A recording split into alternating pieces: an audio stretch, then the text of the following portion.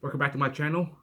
My name is Travis. I'm here to help you make great photos and especially time-lapse photo. Now, today's topic is understanding the exposure triangle. So basically, that's the exposure triangle there. Okay, so you have your ISO, aperture, shutter speed. Now that's the basic that you need to get a good photo. A photo generally. I'm not saying you're gonna get a great photo out of it, but you got to understand the basics first. Okay, so today I'll probably show you what I know, okay, about the exposure triangle. Um, why do you need to learn the exposure triangle? Um, First of all, don't you want to learn it? Yeah. The thing about like this camera equipment and stuff like that, with the manufacturer, try to increase uh, the amount of people who want to buy the camera, but they haven't teach you the basics of photography.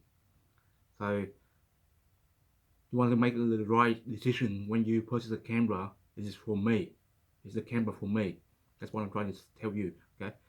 Don't go out there and buy an expensive camera and you don't know how to use it. There's no point. Some people can take great photos. Okay. This camera here cost me $700, and I take thousands of photos with this camera. So you don't have to spend like thousands of dollars just to make a photo. And I make a lot of good photos with this camera. Okay, trust me. Uh, yeah, so let's get started. Uh, since my since my channel is all about time-lapse photography, I know other photography as well. So, but for this beginner guy, uh, I'll explain first of all the basics of why it's important for time-lapse. Okay, we have to use manual mode. So we don't go into, so that's your manual mode there. Put on M, and you input to go. So we want to control what the camera want to take. So that's why we need to master the exposure triangle. But for you guys, beginner, looking at my YouTube channel and look at my videos, thank you for watching. So let me explain like the basics of each of these. Okay. No fancy graphics. There's other channel around. You want to go to that channel, you can. Okay, but for me, this is how easy it is for me. Okay, this one here, ISO, basically is the sensitivity of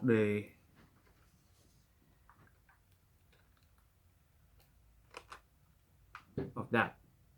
So let's see, our light, the sensitivity of your camera to capture the scene. Okay, so basically that's how it take the lights. Okay, this is measuring light. Okay, the exposure triangle is measuring light. So if you understand that, that's the most important thing. So these are the relationship. Okay, so ISO is number one. Okay, then shutter speed and aperture. So you need to know this to take a photo. Not necessarily a good photo, just a photo. And you can use the relationship between this one. Okay. Now with ISO, usually the basic ISO start at 100, and it's double. So 100, 100, 200, 400, 800, 1600, 3200, 6400, and so on and so forth. Now, the more expensive camera, okay, they can go higher ISO, and you have to pay for it. And that's just for this just very low light situation. Okay, that's really use high ISO to increase the sensitivity of the sensor. Okay, the sensor here. The one I'm using is a very it's not small. Okay, your phone has a smaller sensor than that, but it's just a sensor. Okay. Okay. So basically, ISO, that's your number one. Aperture, right there. Okay. Aperture is basically imagine your eyes. Okay, your eyes has an aperture, and basically, it's how you scatter light. Okay, if it's like that, okay, imagine this is your eye. Let's show you. So this is your eye, right? Now, if it's the light outside is very bright, right? Your eye would the pupil in your eye would go down. So look at that. Okay, so it becomes smaller. So when at night time, it increases. So you can gather more light. Okay. Now with aperture, similar process with the lens.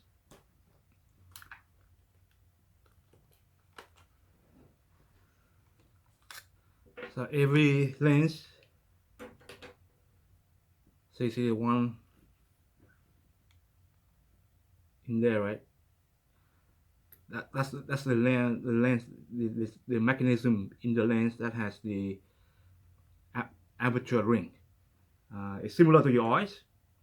So it's similar to your eyes. So imagine that. Okay. So imagine using the aperture as your eyes. So go up like that. It's a movement. Okay, I've got to make it clear for you. So it's like that. Okay. Now with aperture,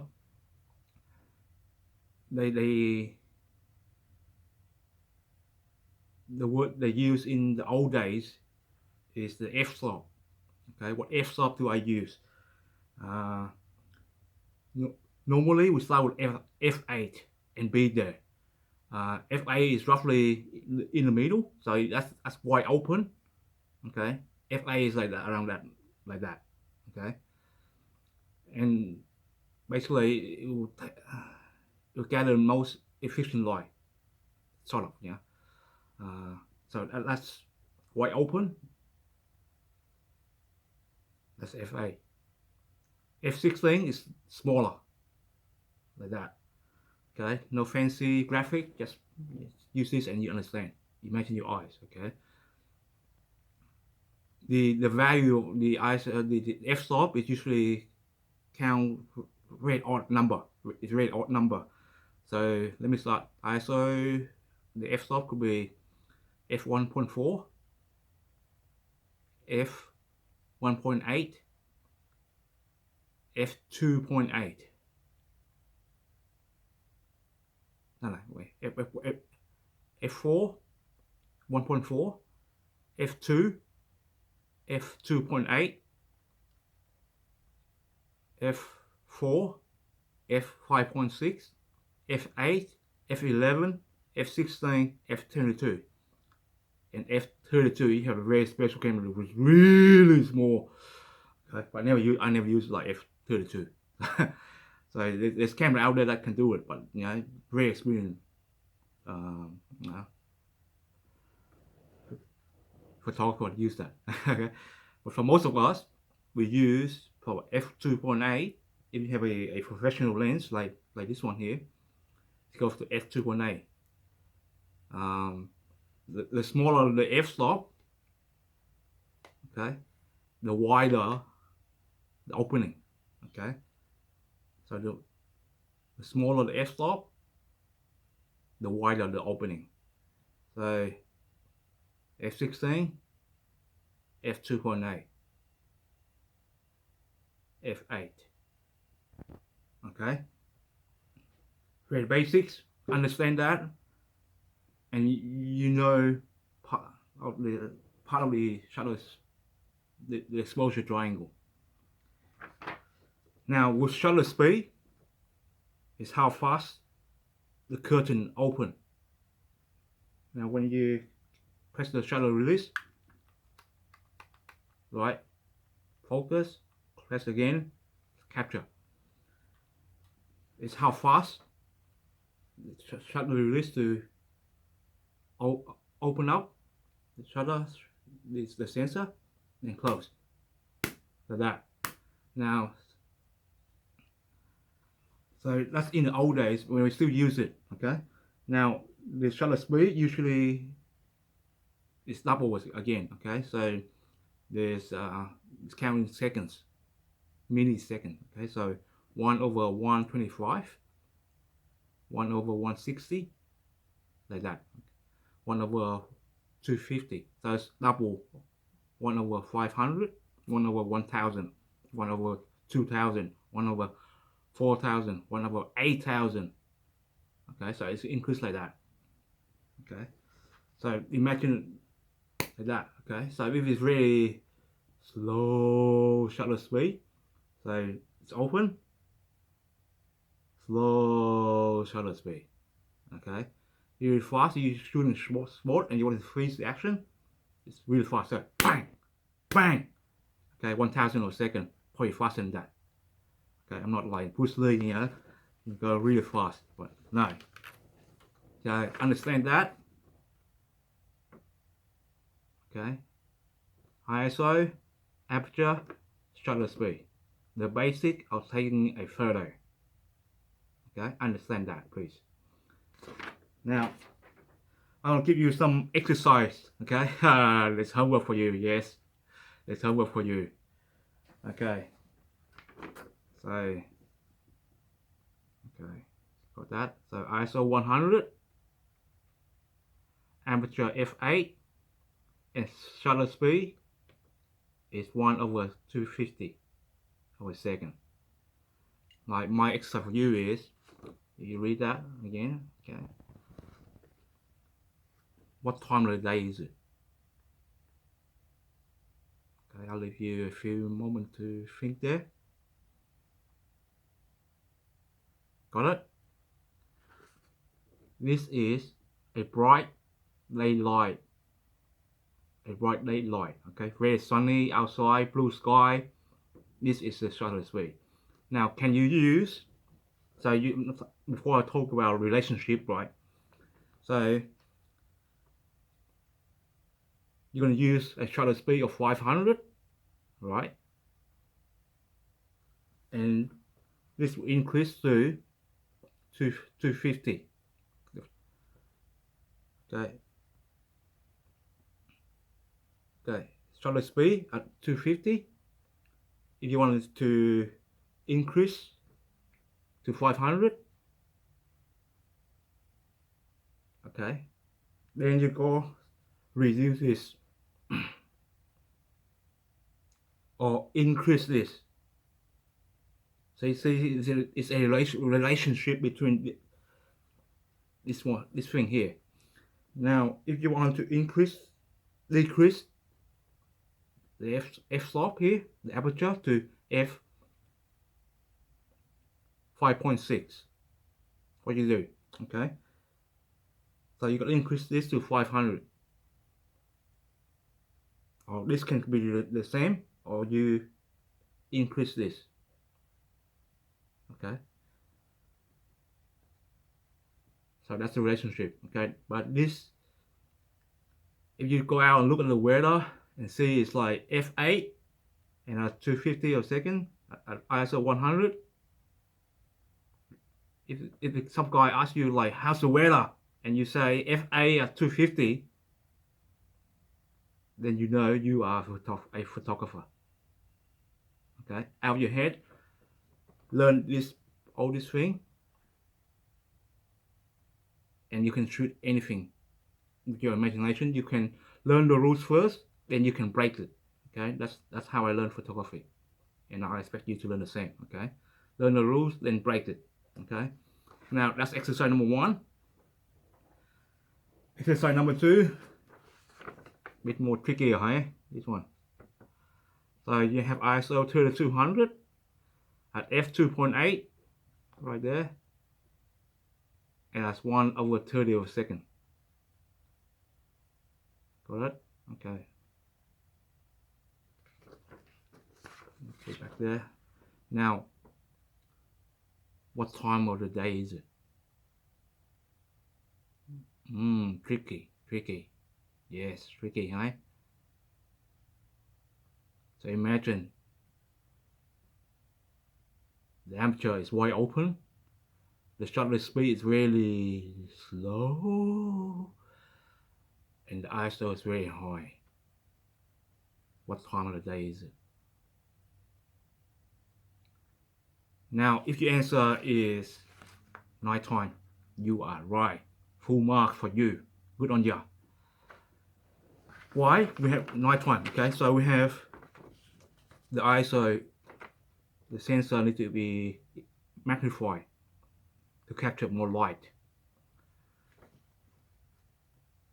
The aperture needs to be wide open, so your eye is like that, yeah, wide open, similar to your camera lens. It needs to open really wide to capture the light. And the shutter speed gotta be slow so to gather more light into the sensor. So this probably red, like, nighttime, 7 p.m. or thereabout, 7 p.m. to nighttime. And this use shutter speed, like this kind of shutter speed. But with this, there's a problem. Yeah, I'll tell you a curveball, right? There's a problem with this. If you hand hold the camera,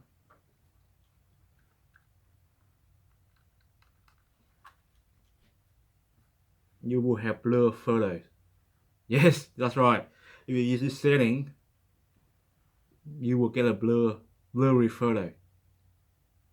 How's that possible? Okay, experiment yourself and you know why. Okay, now how can you change that? Increase the shutter speed to 1/160 and see what happens. Okay, you get a darker photo. Okay, but it's not blurry. Or you increase the ISO to 6400 over 1/60 of a second. You are max out your the f-stop, the aperture, so it's wide open. You can't go any further. That's right. That's why the manufacturer make bigger lenses, bigger wide opening lenses, and they ask you to pay for it, right? This guy that's shooting full frame, which f1.2, so it's like that, lens like that, but you pay 3,000, 2,000 for it. Yeah, become a time-lapse shooter like myself. Who cares about the f-stop? You control it. Okay, so that's exercise for you. Now the exercise. Okay, let me go back to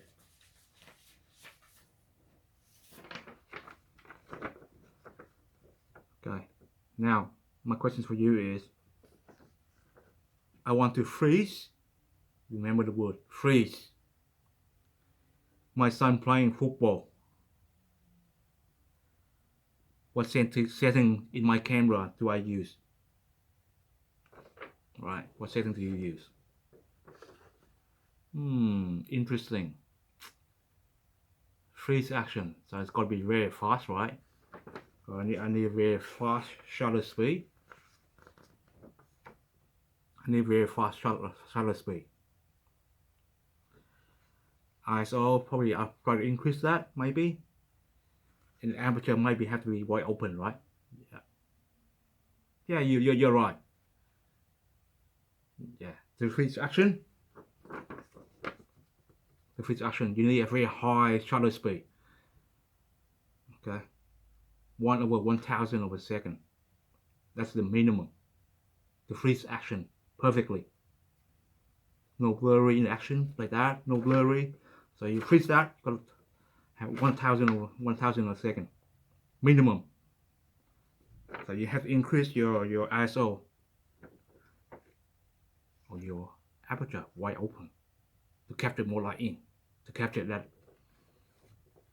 photo of your son playing football and he taking a kick and you want to freeze it. Shutter speed must increase to minimum 1000 a second. 1/1000 of a second. Okay. How do you get good at understanding your ISO? Rewatch my video again and do the exercise. That's one way. The other way is this stuff here, okay? PSAM, okay? So program mode, that's automatic. Shutter speed. I'll probably use this the first person, so you can look. Yeah, so that setting there. There's MSAP or PASM, program aperture shutter speed manual. Easy, right? Now to learn your aperture, set your settings in the camera to aperture priority, and the camera will set these two variables here of the exposure triangle for automatically. It's a semi-automatic way of shooting. Okay. Now you put on shutter priority. The shutter would, this one here will take priority. So you want to set to shoot like the freeze action, as in my last exercise. You set your shutter speed to 1/1000 of a second, and the camera will automatically set the ISO for you and the aperture. Okay, but go out there, use your camera, set the learn this different setting. Just use that, and you will learn the shutter speed, the aperture, and ISO. But our camera we can only set these two in automatic, semi-automatic mode. Okay. Yeah. So that's one way. Second way to learn it, and rewatch my video. Okay. Very simple, right? Yeah. Yeah. This is a very long video stuff already, so I want to cut it now. Thanks for watching. Leave a comment if you find this video useful. I'll read all my comments. Okay, for now anyway. Share, like, subscribe, all that good stuff. Okay. My name is Travis. I'm another in time-lapse photography. I'll see you next time with another tutorial, tips, what have you. Okay. Bye.